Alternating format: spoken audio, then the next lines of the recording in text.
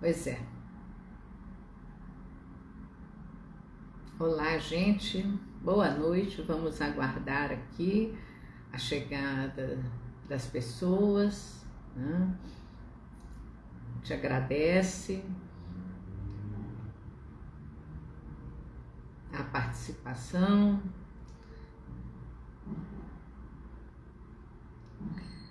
Boa noite, obrigada, Franca. Boa noite para você, Júlio, também, Cristina.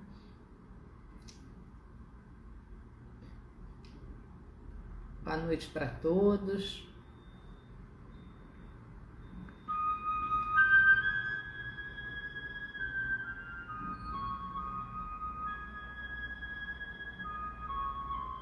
Vou colocar um sonzinho aqui para fazer uma preparação de ambiente, enquanto a gente está esperando. Olá, André, tudo bom? Vamos ouvir uma musiquinha da querida Elizabeth Lacerda. Márcia, tudo bem?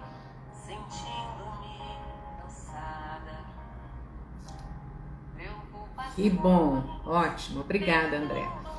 Eu achei, peguei a dica de você, porque você colocou lá e eu achei, que bom, então nesses 5 minutinhos que a gente vai esperando para começar, a gente vai preparando o ambiente aí com a voz maravilhosa da Elizabeth Lacerda e com a mensagem que ela traz, né?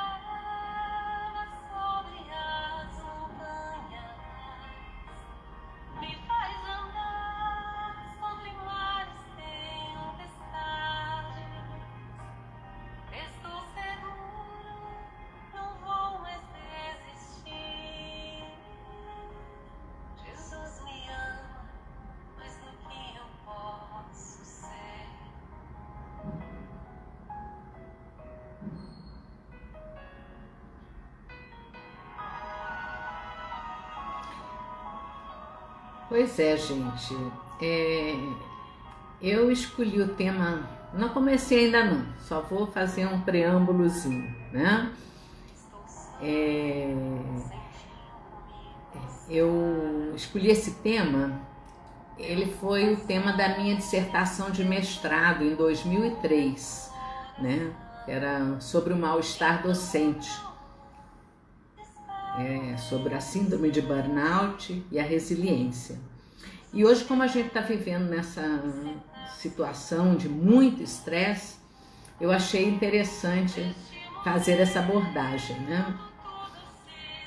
Eu vou então trazer esclarecimentos obtidos da psicologia e reforçar com ensinamentos da doutrina espírita, mostrando a atualidade das mensagens espirituais sobre a importância da gente cuidar do corpo e do espírito, já lá desde a codificação.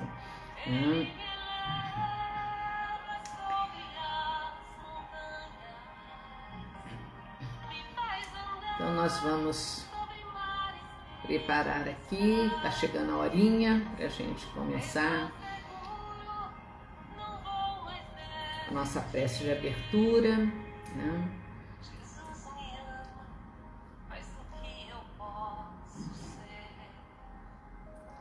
É com muita gratidão, né, e alegria que a gente volta a estar aqui no Centro Espírita Amor, Caridade Jacó, né? Sejam todos bem-vindos a esta live. Por favor, me digam se está tudo ok, som, imagem, para que a gente possa iniciar o nosso estudo exatamente às 20 horas, né?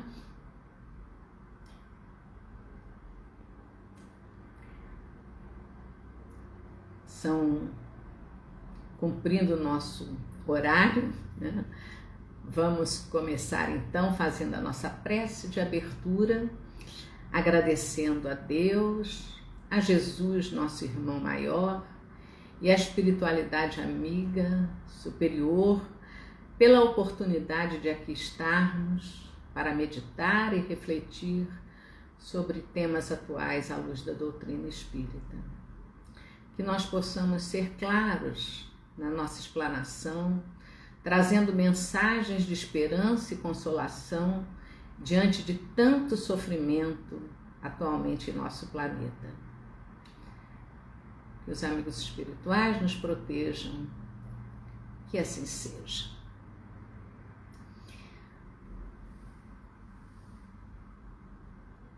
Bom, gente, eu trouxe esse tema que eu falei, relevante para os dias atuais, quando nós vivemos uma pandemia que já virou uma panicodemia em virtude das abordagens da mídia internacional, acompanhada pela mídia nacional, que criou uma enorme crise na saúde mental, conforme estão relatando assustados os profissionais que atuam no campo psicológico, quando observam um agravamento das doenças mentais por conta do isolamento e do medo que a pessoa está tendo de contrair a doença e morrer.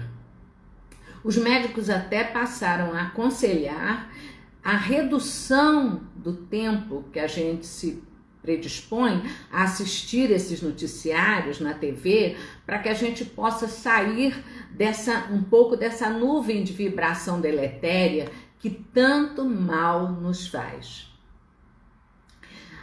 A gente sabe que a atual pandemia do coronavírus virou as relações e o modo de trabalho de cabeça para baixo.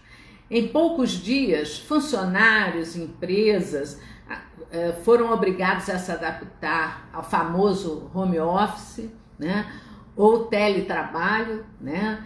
Acabou-se a happy hour com os amigos, com os colegas, o expediente se resumiu entre horas em casa, na frente do computador, equilibrando as tarefas do serviço com os afazeres domésticos, né?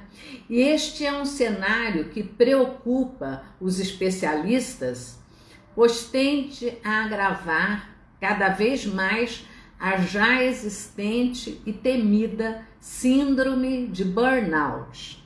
São muitas pessoas que estão entrando em pânico, em depressão profunda e literalmente surtando, apresentando quadros dessa síndrome, que é um sofrimento causado pela exaustão física e emocional devido a uma longa exposição a uma situação estressante, tal como a que a gente está vivendo agora.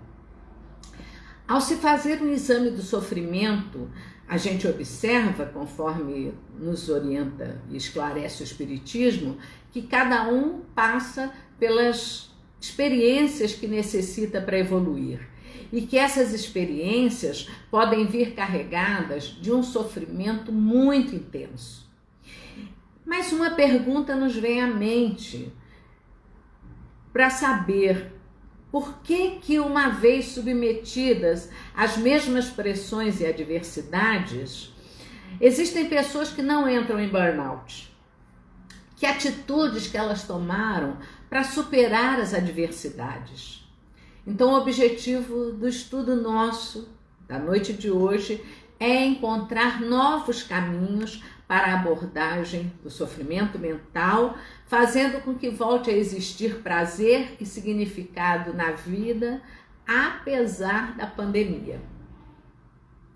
Por isso é que nós trabalharemos o tema da resiliência na visão da psicologia e na visão espírita. Boa noite, Marilene. Seja bem-vinda. Roberto também já está por aí, né? Então vamos continuando aqui na nossa explanação. Mas por que é tão preocupante estar sofrendo de burnout? Bom, o apóstolo Paulo já nos dizia que nós não estamos sozinhos, né? Que nuvens de testemunhas espirituais fazem parte do nosso cotidiano, com os quais nós formamos conexões ocultas, imperceptíveis, gerando influenciações sutis ou graves, né? Influenciações espirituais, né? Um psiquiatra italiano chamado Roberto Assaglioli, ele disse que se uma pessoa tem um conflito dentro de si mesma, ela não pode criar um relacionamento harmônico com os outros, porque a tendência nossa é projetar sobre os outros tanto os nossos conflitos quanto as nossas tendências agressivas e combativas. Hoje em dia, através da neurociência, nós já conhecemos a lei do campo mental, tão bem explicada nos livros espíritas sobre os fluidos espirituais, que nós podemos rechaçar ou absorver de acordo com a nossa vibração mental. Então, mensagens de André Luiz, de Emmanuel, Manuel Filomeno de Miranda, de Joana de Ângeles e tantos outros espíritos diversos na codificação e nas obras subsequentes, nos chamam a atenção para a importância do pensamento e da sintonia mental. E essas mensagens espirituais hoje são comprovadas pelos estudos da física quântica, que afirma existir uma sintonia energética entre todos os seres e que através da vibração que nós emanamos podemos alterar pensamentos, comportamentos e sentimentos. Olha que responsabilidade. E Emmanuel, lá no livro Roteiro, na mensagem 28, ele já diz que o pensamento é uma energia viva, né? E que ele se desloca em torno de nós forças sutis, construindo paisagens ou formas e criando centros magnéticos ou ondas com as quais emitimos a nossa atuação e recebemos a dos outros. Comunicar-nos-emos, diz ele, com as entidades e núcleos de pensamentos com os quais nós nos colocamos em sintonia. Por isso é que estar com a síndrome de burnout pode ser contagioso, porque a minha mente pode afetar a sua dependendo da faixa vibratória com a qual você se sintoniza. E vocês podem perguntar, mas burnout é uma espécie de estresse? Não, gente, burnout é mais grave ainda, porque o estresse afeta quase sempre a pessoa envolvida. E o burnout amplia esse horizonte porque ele afeta não somente a própria pessoa, mas o resultado do seu trabalho, as pessoas no seu entorno, gerando uma falta de energia para viver, trazendo diversas emoções negativas como sinais de vazamento emocional. Então a pessoa começa a demonstrar mau humor, depressão, insatisfação profissional, pessimismo, negatividade constante, emissão exagerada de críticas, problemas de relacionamento com as pequenas diferenças do cotidiano. Isso tudo vai passando do campo mental para o nosso corpo físico, que começa então a apresentar cansaço, insônia ou sono excessivo, tensão, dores musculares, problemas gástricos, pele ressecada e uma série de situações, como alteração dos batimentos cardíacos, dificuldade de concentração e tantos outros males físicos, né? A psicologia começou a identificar essa síndrome de burnout nos anos 70. Eram chamados grupos de risco, ou seja, profissões que entravam em contato direto com pessoas em prestação de serviço, como consequência desse contato diário no seu trabalho. E que profissões eram essas? Enfermeiros, médicos, bombeiros, cuidadores. E os estudos têm demonstrado um aumento considerável de burnout nesses profissionais agora durante a pandemia. E a gente tem razões de sobra para entender o motivo, né? Já nos anos 90, passou-se a perceber um comportamento de risco, ampliando esse mal-estar a professores, donas de casa, estudantes, atletas. E a partir do ano 2000, pulou do risco para a vulnerabilidade. Foi quando se percebeu que até pessoas que trabalhavam sozinhas também eram vulneráveis. Ou seja, a vulnerabilidade faz parte do ser humano, de todo ser humano, né? E ampliando então o estudo, eles identificaram, gente, até animais desses donos, né, com os mesmos sintomas dos seus donos. E quando a pessoa chega ao limite da resistência física ou emocional, é porque ela já tentou, já passou por tentativas libertárias frustrantes, errando nas estratégias adotadas, fazendo então com que se multipliquem as inquietações da alma. Quando a gente analisa o comportamento dessas pessoas, se percebe que há personalidades mais sensíveis a esse sofrimento, que se deixam abater pelas ações dos outros. São personalidades tidas pela psicologia como resistentes, turronas, com instintos agressivos e que se sentem abandonadas nos seus problemas, acreditando serem as únicas a passar por isso. Elas foram classificadas então como personalidades tipo A.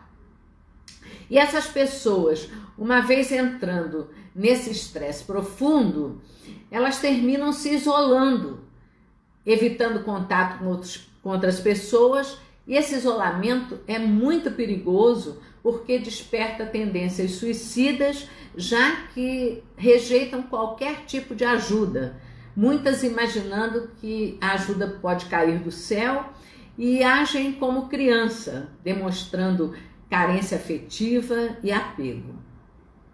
Então a gente pergunta: como é que eu posso prevenir, lidar, superar fatores que desencadeiam a síndrome de burnout? Aí, minha gente, nós vamos precisar dar um salto quântico, porque vai exigir de nós uma mudança de comportamento individual, né? E a mudança de Joana de Ângeles, lá no livro Vigilância, essa mudança para melhor é urgente, mas compete a cada um de nós, diz ela, de uma forma corajosa e individualmente decidir a partir de quando e como é que essa mudança se fará. Muitas vezes nós precisamos até fazer terapia para aprender a mudar a forma de encarar os reveses da vida para a gente sofrer menos. E é aí que entra a resiliência, que nos ensina como nos blindar de pressões e adversidades no ambiente de trabalho e na vida. E não é somente sobreviver apesar de tudo, e sim ter a capacidade de usar a experiência derivada dessas situações adversas para a gente ter coragem de projetar o futuro. Mas como é que eu sou capaz de construir uma conduta vital positiva diante das circunstâncias difíceis que eu precise passar? E por que há pessoas que, apesar de todas as adversidades, ainda encontram dentro de si forças para resistir sem que tenha havido redução da exposição ao risco? Um dos maiores exemplos de resiliência que a gente tem são os sobreviventes do Holocausto. Viktor Frankl, um neuropsiquiatra austríaco, ele ficou mundialmente conhecido depois de descrever em um livro que se tornou um best-seller internacional sobre a sua experiência dramática em 4 campos de concentração nazistas, quando ele perdeu toda a sua família. Ele então cria a primeira ciência especializada em sentido da vida no mundo. Mas o que é essa tal de resiliência, né?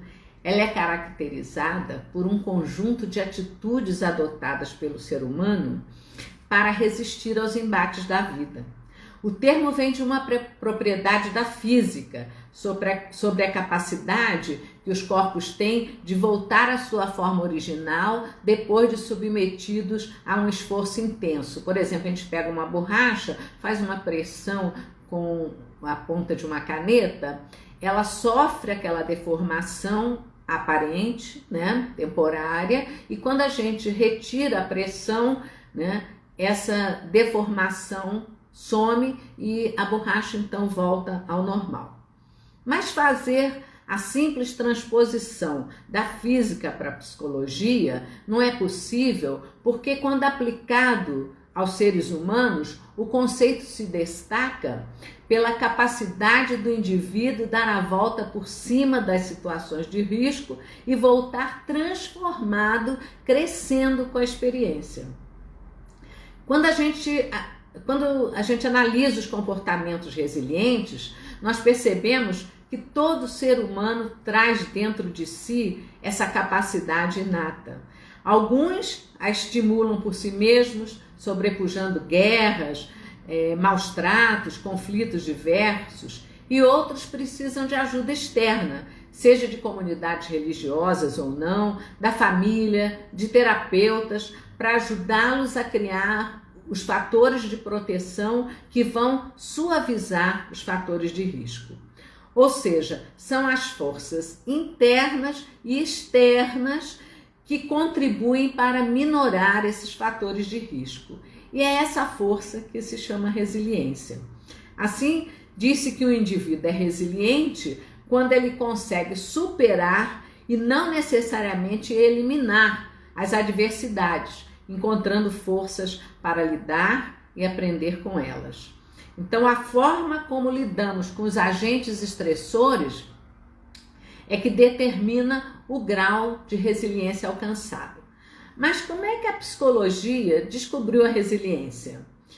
Em 1955, vários imigrantes fugindo da guerra foram trabalhar na colheita de abacaxi no Havaí e 698 crianças da ilha de Kauai, que forma parte do arquipélago do Havaí, participaram de um estudo que levou 30 anos. A expectativa inicial era que, por serem famílias muito pobres, pais sem instrução, sem condições básicas para sobreviver, não tinham boas esperanças para o futuro dos seus filhos. Outras famílias eram desajustadas, degredadas junto com o pai presidiário, né? O que seria daquelas crianças naquele fim de mundo no futuro? Fatores de risco negativos todas elas tinham. Maus tratos físicos, miséria, desemprego, estresse, a criança tida como objeto, os pais vítimas, problemas psicológicos de toda ordem, fanatismo, drogas, álcool, filhos indesejados. Então, tudo isso contribuiu para que houvesse, como era de se imaginar, né, um grupo dessas crianças que se tornaram jovens e depois adultos, foram crianças e adolescentes que desenvolveram sérios e constantes problemas na infância e na juventude. Mas depois de 30 anos, elas obtiveram um resultado não muito promissor, né? Porque dessas 698 crianças, mais ou menos 470 realmente cresceram desajustadas e sem rendimento escolar. Mas elas perceberam que também mais de 180 crianças conseguiram triunfar e se tornaram adultos competentes, responsáveis e cidadãos de bem. Por quê? E como essas crianças conseguiram triunfar sobre as desvantagens físicas e uma infância carente? Elas foram então pegar todos os arquivos, né, que elas tinham conseguido através desse estudo de 30 anos e começou a comparar as características de conduta e as condições dos seus ambientes. Como eu falei, todas tinham em comum que eram crianças de alto risco, tinham sofrido uma situação de estresse na gestação, nasceram num lar pobre e conflituoso, os pais não tinham educação formal, pais alcoólatras com problemas mentais ou com a justiça. Então elas viram que certos fatores por trás da vida dessas crianças ajudaram-nas a superar as circunstâncias adversas. Identificaram então uma série de fatores de proteção que suavizaram esses fatores de risco com a adoção de posturas resilientes. Os fatores de risco foram então minorados por fatores externos e internos, e externos elas identificaram como o apoio emocional que vinha de dentro das próprias famílias, porque às vezes o pai era desajustado, mas a mãe não era. Eles perceberam também que vinha de dentro de outras famílias, vizinhos, né, que estavam lá também dando apoio, fora do círculo familiar, que davam esse suporte emocional para as crianças. Havia também grupos afins terapeutas nas escolas, nas igrejas e até mesmo nos clubes, reforçando o papel resiliente do trabalho em grupo. Elas perceberam também que essas crianças e depois jovens e adultos tinham por hábito meditar, orar, né?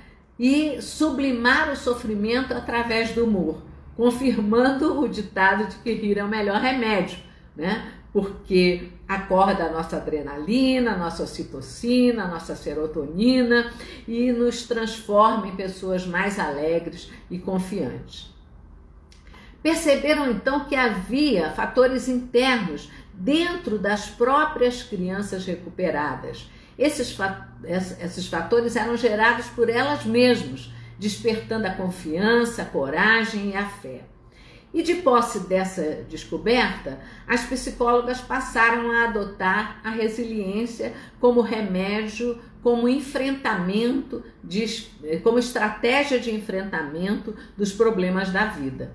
Então a resiliência na psicologia passou a ser a capacidade que as pessoas têm de, diante de um problema ou de uma situação adversa, de se recuperar e, como dizem, de dar a volta por cima, tirando proveito do sofrimento ou da situação adversa para crescer. Então a pessoa resiliente, ela abre os braços à ação, criando uma contaminação energética positiva. Enquanto a personalidade resistente parece um homem de vidro que diante do obstáculo se quebra em 1000 pedaços, a resiliente se assemelha ao homem elástico, que estica daqui e acolá, mas não se arrebenta. Porque ela troca as estratégias de ruminação pelas estratégias de reequilíbrio. Mas o que são estratégias de ruminação?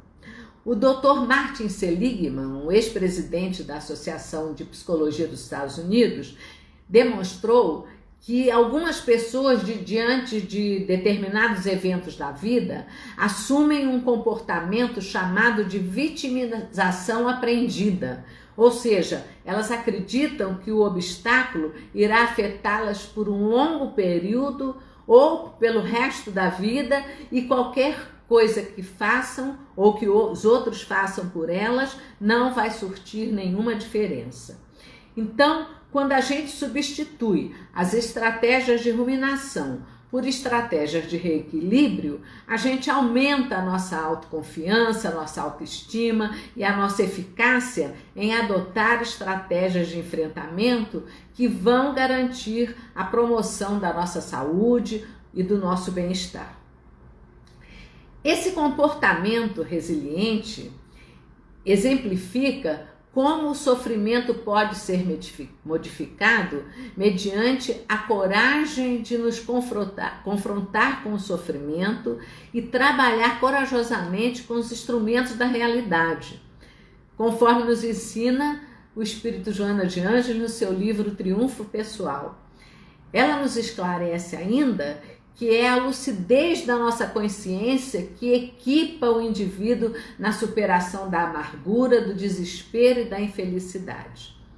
Segundo ela ainda, em virtude da compreensão que o ser demonstra em torno dos objetivos espirituais da sua existência, fica mais fácil entender e aceitar o sofrimento e a necessidade de ainda se encontrar nas faixas mais ásperas do mecanismo evolutivo. Essa aceitação e superação dos desafios que a vida terrena nos oferece é que demonstram atitudes resilientes. Então, mais uma vez, a psicologia espírita se aproxima da ciência, no caso da psicologia social, quando mostra e explica as semelhanças e diferenças do comportamento dos espíritos encarnados aqui na Terra. Então, simplificando, a resiliência é uma capacidade inerente a todo ser humano. Todos nós temos o germe da divindade dentro de nós e podemos fazê-lo despertar. No livro Despertar do Espírito, Joana de Ângeles nos diz que essa força para o crescimento, o espírito retira da realidade de si mesmo, porque ela está inata nos painéis profundos da nossa essencialidade. Conforme nós falamos anteriormente, a doutrina espírita nos ensina que a nossa mente interfere nas células do nosso corpo físico. Por isso devemos cultivar sentimentos de fé, de esperança, de amor, de alegria, manter ideias edificantes, porque proporcionam a nós boas energias que equilibram e deixam o nosso corpo saudável. Então, cultivar sentimentos de ódio, rancor, raiva, tristeza, vingança causam perturbações e doenças que se refletem no nosso organismo. Qualquer desrespeito da nossa mente logo se reflete em nosso corpo em forma de enfermidade. Manuel Filomeno de Miranda, no livro Temas da Vida e da Morte, nos diz que os homens, em razão das construções mentais, irradiam ondas nas quais intercambiam uns com os outros, estabelecendo fixações, emitindo e captando forças que são incorporadas à economia emocional, conscientemente ou não. Olha que importante. Da mesma forma, continua ele, sucede o fenômeno da dependência mental entre esses seres e os desencarnados que se acercam daqueles que lhes são afins. Joana de Ângeles também no livro Dias Gloriosos vai dizer que nós estamos sempre em sintonia, querendo ou não, com as forças mentais que se movimentam no mundo. Conforme a nossa identificação emocional, nós vamos externar vibrações que se vincularão a outras de igual teor vibratório. Somos nós quem elegemos a região psíquica para viver e pela qual nos conduzimos na busca da realização interior. O nosso pensamento é fonte de vida que não podemos descurar. Vocês veem que os espíritos, mais ou menos, repetem os mesmos ensinamentos, né? E nós vamos trazer aqui outros exemplos aqui também para reforçar essa fala. Na visão espírita, o conceito de resiliência se alarga, porque quando deparamos com as diferenças de personalidade para justificar a maneira mais fácil ou difícil de lidar com as adversidades, nós vamos ao encontro do Espírito Eterno, milenar, que está atravessando eras em aprendizado contínuo. Então, nós sabemos que no nosso planeta o nosso planeta abriga seres de diversas escalas de evolução e que os mais adiantados vão nos servir de exemplos para o nosso próprio crescimento. Daí fica mais fácil a gente entender por que alguns são mais fortes e encontram em si mesmos a força para lutar. No livro Alegria de Viver, Joana de Ângeles também nos fala que é imperioso que a gente abra a nossa mente e o nosso coração conscientemente a essa energia, a fim de que deixemos que ela penetre dentro de nós, adquirindo os recursos que dela fluem, e assim a gente se torna uma usina reguladora a irradiar em todas as direções. Ainda no livro Triunfo Pessoal, ela também fala que é mediante a coragem de defrontar e trabalhar corajosamente com os instrumentos da realidade que nós podemos modificar o sofrimento, passando por situações problemáticas constantemente e mesmo assim conseguir manter um olhar de paz e de tranquilidade, sem revolta, com fé e irrestrita confiança em Deus, com a certeza absoluta de que tudo passa e que as nossas dores um dia chegarão ao fim. Não são, então, diz ela, as circunstâncias que se fazem responsáveis pelo bom ou mau humor do indivíduo, mas é a forma pessoal como ele as encara. Nós temos algumas habilidades que as pessoas resilientes demonstram, que nós também podemos desenvolver e que eu trouxe aqui como exemplo. Tolerância à frustração, a capacidade de reiniciar, de começar do zero, a vontade de fazer melhor, de participar da transformação da sociedade.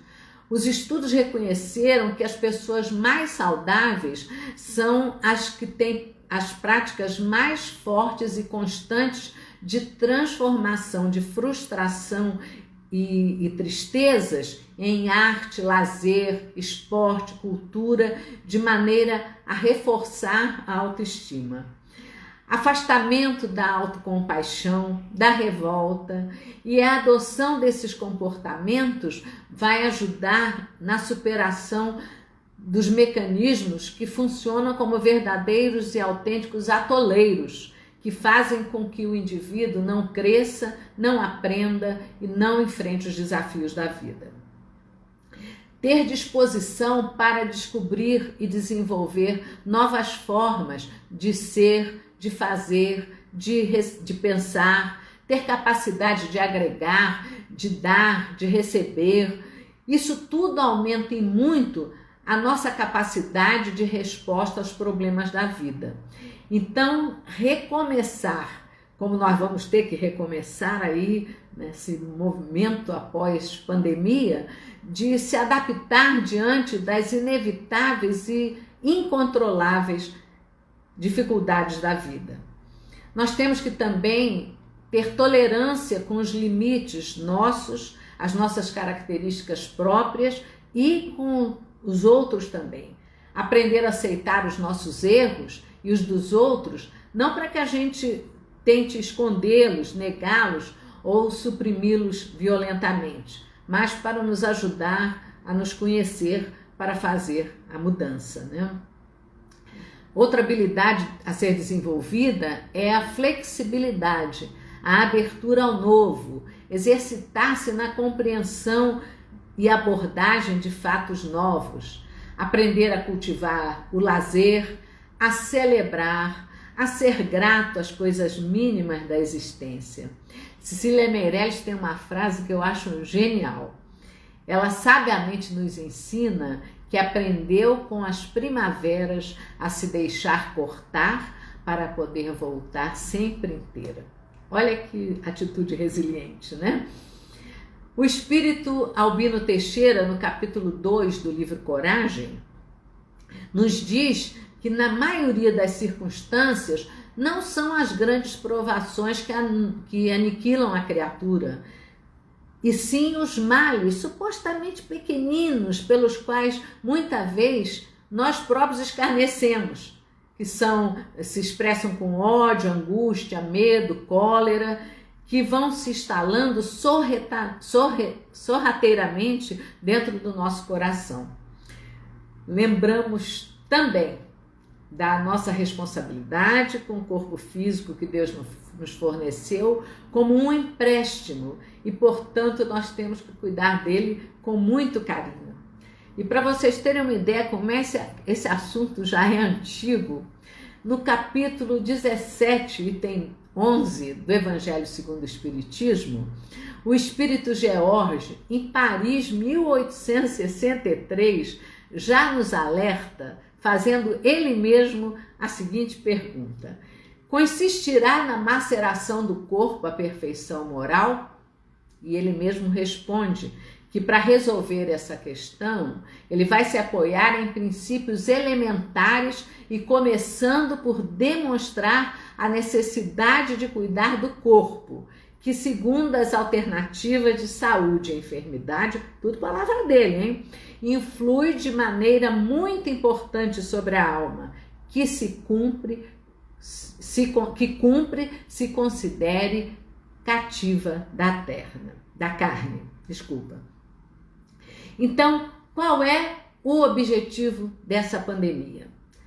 Conhecer a nós mesmos, estar um pouco dentro de nós, avaliar as nossas ações diante da vida, para que nós mudemos as nossas pandemias internas, ainda tão dominados que somos pelo egoísmo e por tantas outras situações difíceis que a gente enfrenta, né?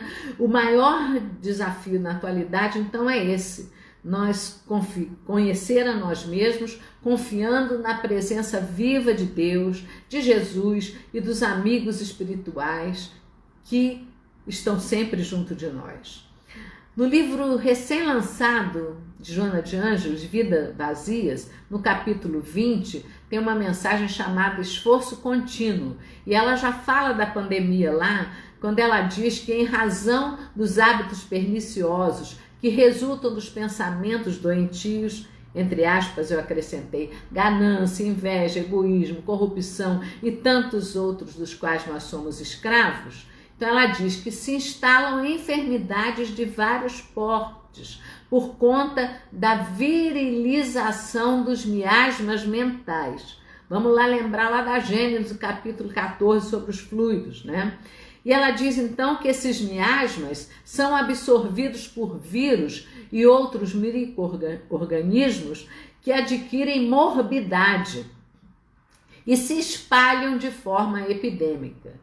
Explica então que é assim que surgem as pandemias que periodicamente invadem a Terra e auxiliam na depuração dos seus habitantes. Então, a maior pandemia, na verdade, está nos nossos hábitos, né? Vamos aplicar hábitos de higiene mental também para lidar com a nossa pandemia interna, higienizando o nosso coração, os nossos pensamentos, as nossas ações, trabalhando no bem, que assim, por sintonia energética, nós vamos também ajudar a higienizar o nosso planeta. Lembramos também, trouxemos uma partezinha de uma mensagem recém-enviada aí para tudo quanto é grupo do WhatsApp, do Dr. Bezerra de Menezes, na psicografia do Dr. Zé Carlos de Luca, né?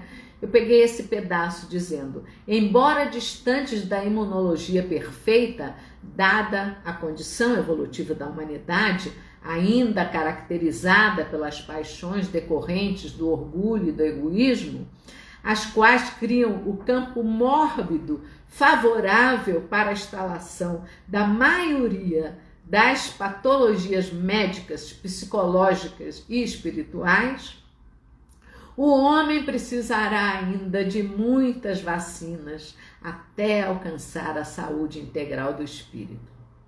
Enquanto isso, continua Dr. Bezerra, continuamos orientados quanto à necessidade de cuidarmos do corpo e da alma, atendendo às orientações da medicina da terra, mas, sobretudo, não olvidando os apelos da medicina do céu, através do uso diário dos remédios da oração, do amor, da humildade, do perdão e da caridade. Vacinem o corpo, sim, diz ele, mas lembre-se de vacinarem a alma. A Joana também nos diz que nós não temos como impedir as enfermidades que ceifam as multidões, mas apesar disso, nós temos condições de oferecer as terapias preventivas do otimismo, da coragem e da esperança. que a gente possa olhar sempre as belezas da criação e nos reconheçamos como uma das belezas de Deus.